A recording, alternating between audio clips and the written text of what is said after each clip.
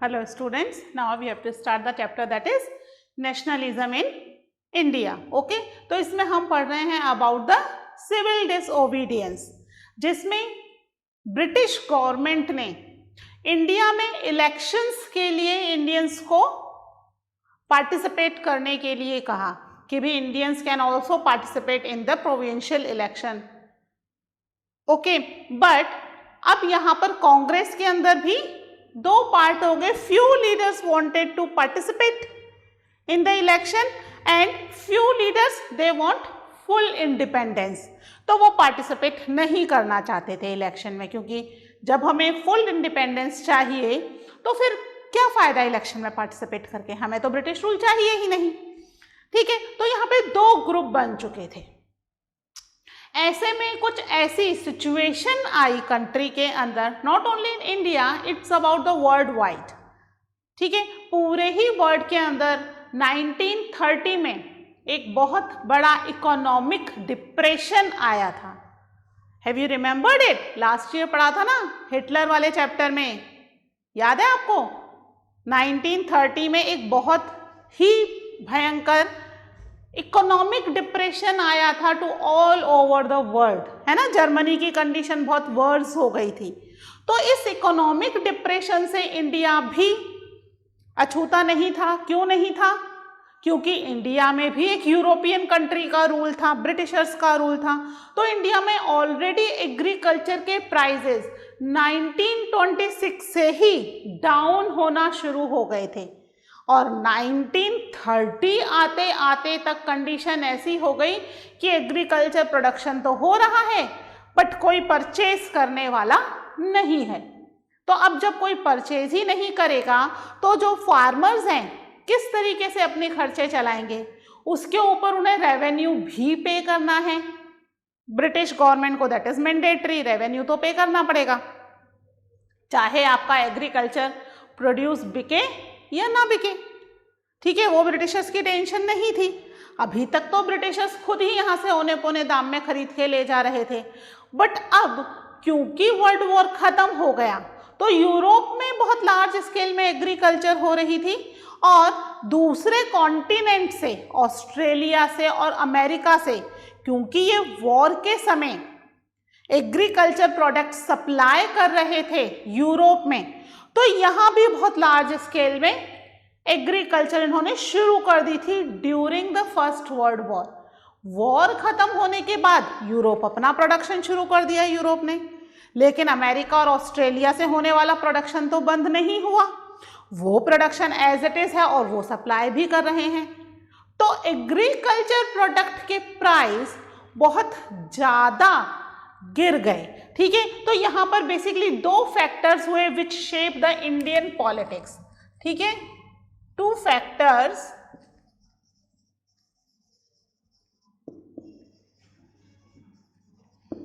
विच shaped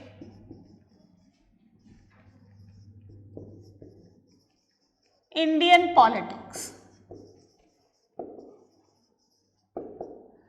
ठीक है, अब ये दो फैक्टर्स क्या हैं? सबसे पहले तो क्या हो गया? Economic depression. कैसा economic depression? That is world wide. World wide economic depression, जिसमें कि इंडिया में भी उतना ही असर पड़ रहा है जितना कि दूसरी कंट्रीज पर पड़ रहा था. यहां पर भी एग्रीकल्चर प्रोडक्ट के प्राइस कैसे हो गए?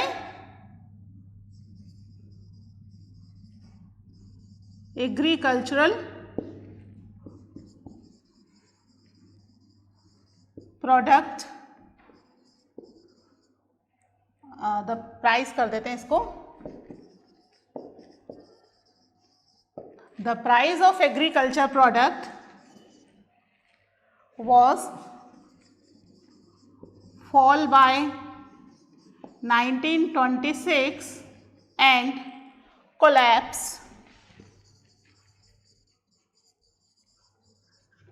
by 1930. ठीक है, धीरे धीरे डिप्रेशन आया है. सच इकोनॉमिक डिप्रेशन कोई ऐसा नहीं था कि एकदम से बहुत एक ही साल में आ गया।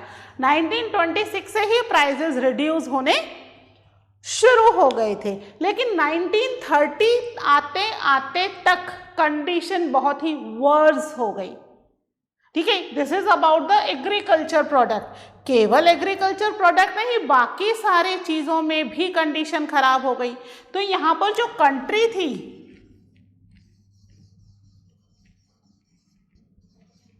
Country was in turmoil in 1930। ठीक है, पूरी ही कंट्री जो थी वो टर्मोइल वाली कंडीशन में थी। टर्मोइल का मतलब क्या है? It was the condition of confusion, क्या होगा आगे, है ना, अनसर्टेनिटी है कि अभी जो एग्रीकल्चर प्रोडक्ट नहीं बिक रहे हैं या जॉब्स नहीं हैं, है ना, वर्कर्स के पास काम नहीं है, तो आगे की कंडीशन क्लियर नहीं थी। तो यहाँ पर ये जो इंडियन पॉलिटिक्स है, इंडियन पॉलिटिक्स ने, इन चीज़ों ने इंडियन पॉलिटिक्स को बहुत ज़्यादा शेप किया, या कह सकते हैं इसको चेंज किया। क्या चेंज किया? क्योंकि कंट्री के अंदर ब्रिटिश रूल है तो they have to take care of all the things, लेकिन यहाँ पर ब्रिटिश गवर्नमेंट ने एज सच कोई स्टेप नहीं लिया to provide any facility to the people. पूरी कंट्री परेशान है, not only the agriculture product, farmers, workers, educated class, everyone. Okay, but Britishers को इससे कोई फर्क नहीं पड़ रहा था। तो जो मॉडरेट्स की थिंकिंग थी कि भी ब्रिटिश रूल को यहाँ पर कंटिन्यू किया जाए, समहाउ इट इज चेंज। और इसी समय कंट्री के लिए एक कॉन्स्टिट्यूशन बनाने का प्रोसेस भी ब्रिटिशर्स ने शुरू किया। ठीक है, तो वो अभी हम देखते हैं। आप ये दोनों पॉइंट लिख लीजिए, फिर हम देखते हैं क्या कॉन्स्टिट्यूशन बनाने का प्रोसेस जो है वो ब्रिटिशर्स ने शुरू किया।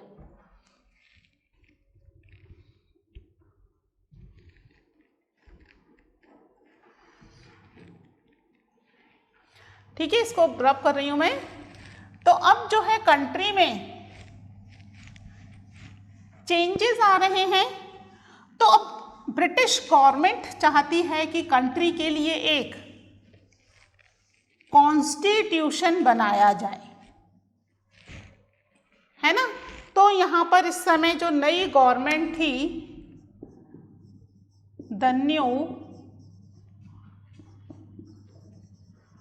Touré government,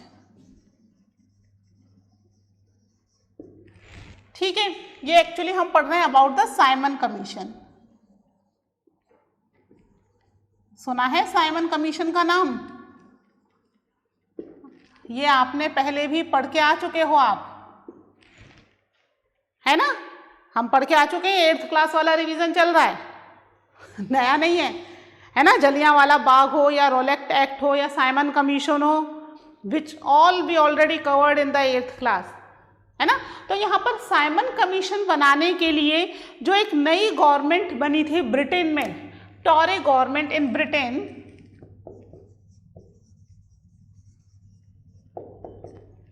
constituted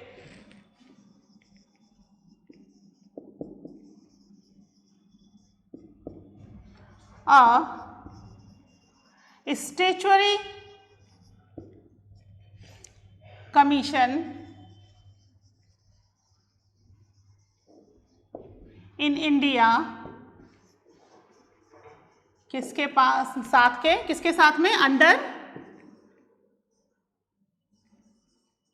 under sir John Simon.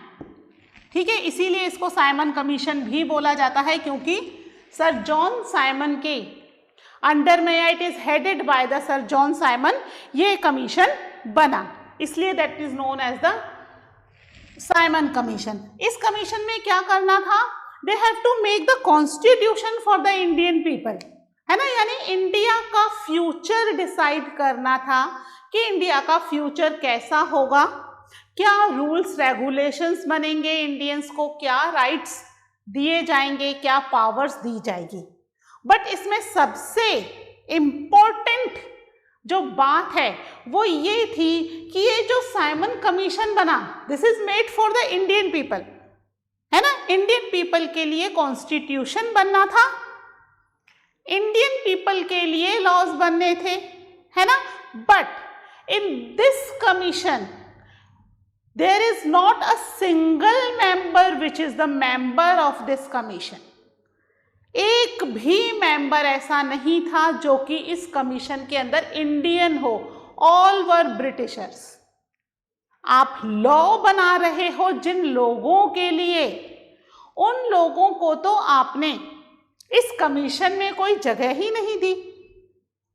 अगर उन लोगों के लिए आपको लॉ बनाना है, उनकी परेशानियां, उनके ग्रेवियंसेस या वो क्या चाहते हैं, ये चीज कैसे पता चलेगी? कौन बताएगा? क्योंकि एक भी मेंबर इंडियन नहीं था। ये इस कमीशन की सबसे ही अजीब बात थी। ठीक है, दिस कमीशन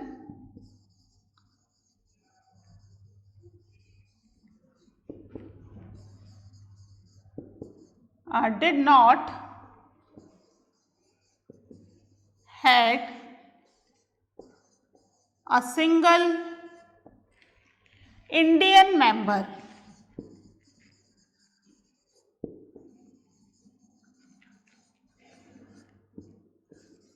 All were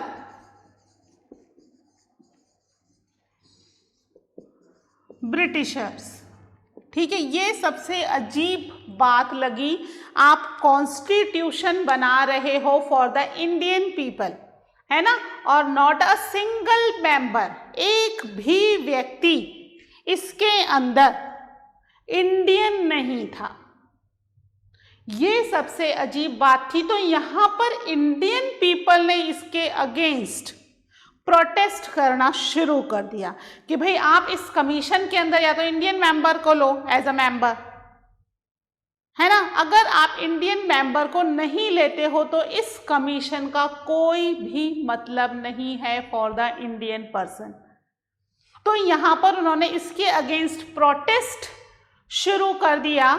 और जब सर जॉन साइमन इंडिया आए, भाई ये कमीशन बना तो इंडिया में ही था, इंडिया में ही सारे रूल्स रेगुलेशन बनने थे। जितने भी ब्रिटिशर्स इंडिया में रह रहे थे, they all were the member of this commission, but Indians को नहीं लिया। तो जब सर जॉन साइमन इंडिया में एंटर हुए, वहां पर उनका बहुत ही अच्छे से स्वागत किया गया with the big banners and hoardings, जिस पर लिखा था गो बैक साइमन, साइमन वापस चले जाओ, हमें ज़रूरत नहीं है आपकी, है ना। तो यहाँ पर साइमन का जो वेलकम हुआ या उन्हें जो ग्रीट किया गया, ठीक है, वो कैसे किया गया? Simon was greeted with the slogan, क्या था? गो बैक साइमन, है ना। जैसे ही बेचारे पोर्ट से उतरे इंडिया में एंटर होने के लिए, वहीं पर उन्हें दूर से बड़े बड़े होर्डिंग्स और बैनर दिख गए जिस पर लिखा हुआ था गो बैक साइमन। किसने किया ये वेलकम इनका? By Indians. हर जगह ये स्लोगन लगा दिया गया और चारों तरफ ये नारे लगाए जा रहे थे कि साइमन आप वापस चले जाओ, हमें आपकी ज़रूरत नहीं है। तो ये साइमन कमीशन बना तो सही, लेकिन बिकॉज ऑफ दिस मिस्टेक, इस एक मिस्टेक की वजह से ये साइमन कमीशन सक्सेसफुल नहीं हो पाया, चल नहीं पाया इंडिया के अंदर। ठीक है, तो अब क्या किया जाए? यहाँ पर साइमन कमीशन के फेलियर की वजह से, ये साइमन कमीशन आया था इन 1928, ठीक है, मैं लिख देती हूँ, सर जॉन साइमन इन 1928, ठीक है, 1928 में ये साइमन कमीशन आया था। ये पूरी तरीके से फेल हो चुका है। ओके, तो अब इंडिया को कंट्रोल करने के लिए क्या किया जाए। ठीक है, साइमन कमीशन तो हम एक्सेप्ट ही नहीं कर रहे हैं। तो हम देखते हैं आगे what happened with the Indians. First you note down these points. Okay.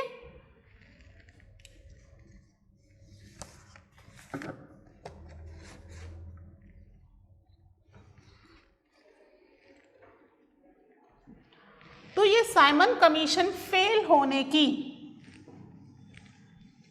वजह से कहीं ऐसा ना हो कि भाई इंडियन जो है वो वापस से रिवोल्ट करें, बड़ा लार्ज स्केल पर कुछ करें, तो उससे पहले ही यहाँ पर लॉर्ड इरविन, ठीक है, लॉर्ड इरविन ने यहाँ पर एक ऑफर दिया इंडियंस को।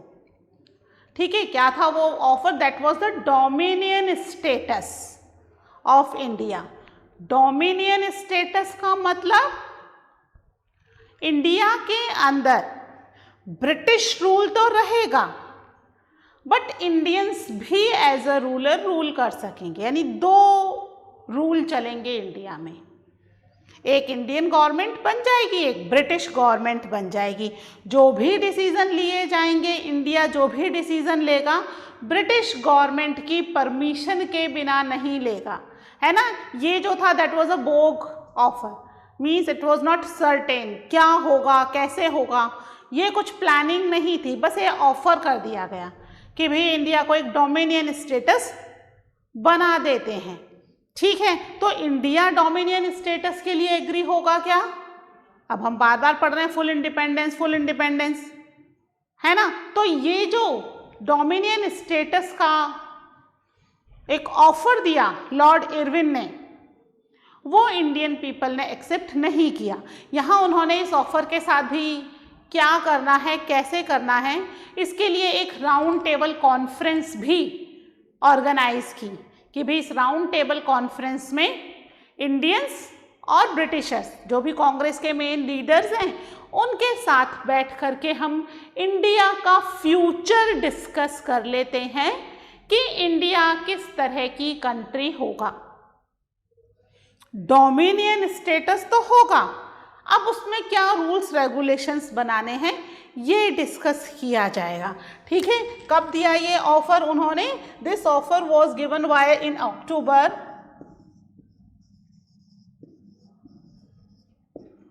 1929। साइमन कमीशन के जस्ट बाद में किसने दिया? Lord Irwin. ठीक है, Lord Irwin offered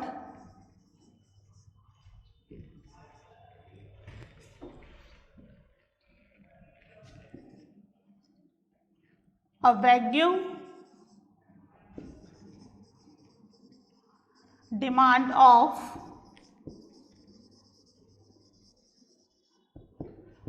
dominion status and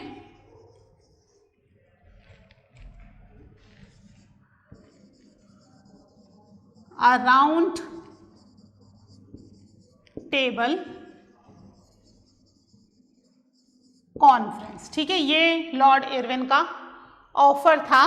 क्या था? डोमिनियन स्टेटस बना दिया जाए इंडिया को और एक राउंड टेबल कॉन्फ्रेंस की जाए, जिसको कि कांग्रेस ने मना कर दिया। ये राउंड टेबल कॉन्फ्रेंस की जाए टू डिस्कस द फ्यूचर, किसके लिए? To discuss the future of India, है ना। इंडिया के फ्यूचर को डिस्कस करना चाह रहे थे।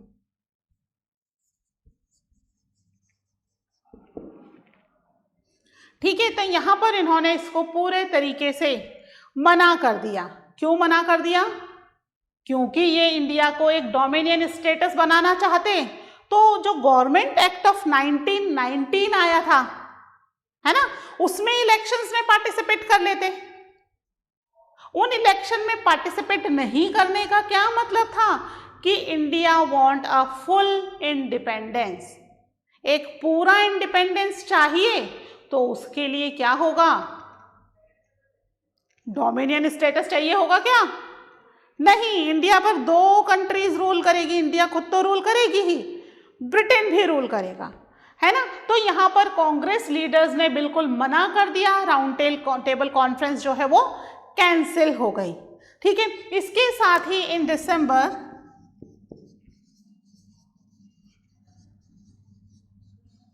1929 में एक लाहौर सेशन हुआ,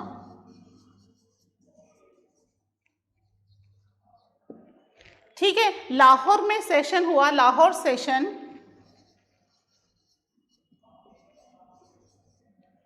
विच वॉज, ठीक है, लाहौर सेशन हुआ विच वॉज हेडेड बाय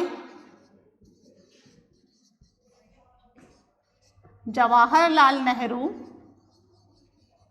ठीक है, जवाहरलाल नेहरू ने इसको हेड किया।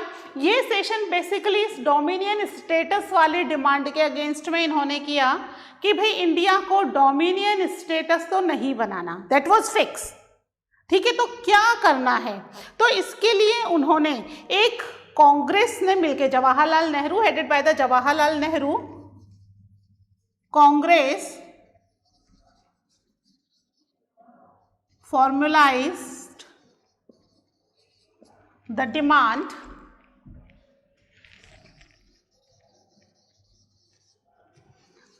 for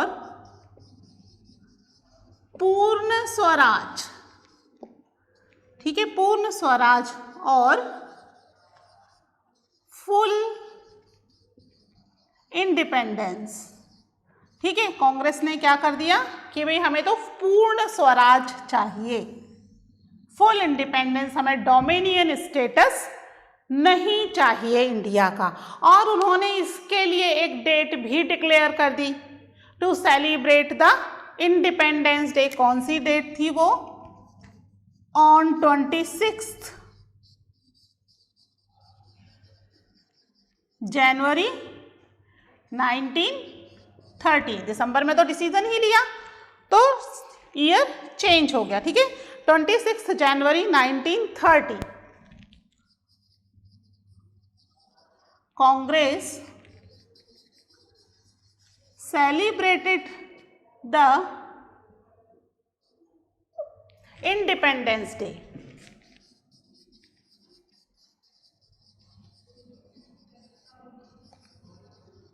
ठीक है, बाकायदा उन्होंने मिलकर के एक फ्लैग अनफर्ल किया, है ना, और सबने मिलकर इंडिपेंडेंस डे को सेलिब्रेट किया। किस दिन? 26 जनवरी 1930 में, ठीक है। ये जो इन्होंने किया, ये करने के पीछे इनका मेन मोटो क्या था? लोगों तक ये मैसेज पहुंचाना कि इंडिया जो है वो पूर्ण स्वराज चाहती है। कांग्रेस लीडर्स पूर्ण स्वराज चाहते हैं, कहीं से भी इंडिया को एक डोमिनियन स्टेटस या किसी भी एक्सटर्नल पावर के साथ शेयर नहीं करना चाहते। That was the main motto to celebrate this independence day. ठीक है, तो ये इंडिपेंडेंस डे सेलिब्रेट हो गया, लेकिन इस इंडिपेंडेंस डे के सेलिब्रेशन का जो असर कांग्रेस देखना चाहती थी लोगों के ऊपर, वो इफेक्ट नहीं आया, क्योंकि जो सेलिब्रेशन हुआ वो एक एरिया में कन्फाइंड था, है ना, किसी भी स्टेडियम में या किसी भी ग्राउंड में उन्होंने सेलिब्रेट कर लिया। बट वो सेलिब्रेशन में कितने लोग पार्टिसिपेट करेंगे? उस एरिया के, उस जिले के, डिस्ट्रिक्ट के, है ना, उस स्टेट के लोग पार्टिसिपेट कर लेंगे। बाकी लोगों तक ये मैसेज नहीं पहुंचा। उस समय सच मीडिया तो थी नहीं कि भाई चीज़ें बहुत तेज़ी से स्प्रेड हो जाएं या कोई न्यूज़ चैनल कवरेज करके पहुंचा देगा, ये सब चीज़ें तो थी नहीं। तो ये जो इंडिपेंडेंस डे सेलिब्रेट किया, ये कुछ लोगों तक कन्फाइंड था, ज़्यादा लोगों तक ये मैसेज नहीं पहुंचा कि कांग्रेस क्या चाहती है। अंडरस्टूड? तो अब वो एक ऐसा मूवमेंट करना चाहते हैं जिसमें वो लोगों को बता सकें कि एग्जैक्टली कांग्रेस की क्या एस्पिरेशंस हैं या क्या डिमांड है from the British government. Okay, तो इस डिमांड को पूरा करने के लिए महात्मा गांधी जी ही was planning a big incident, कि कुछ ऐसा बड़ा इंसिडेंट किया जाए जिससे कि कंट्री में सभी लोगों को पता चल जाए कि भाई एग्जैक्टली कांग्रेस पार्टी, महात्मा गांधी जी, ये सब लोग क्या चाह रहे हैं।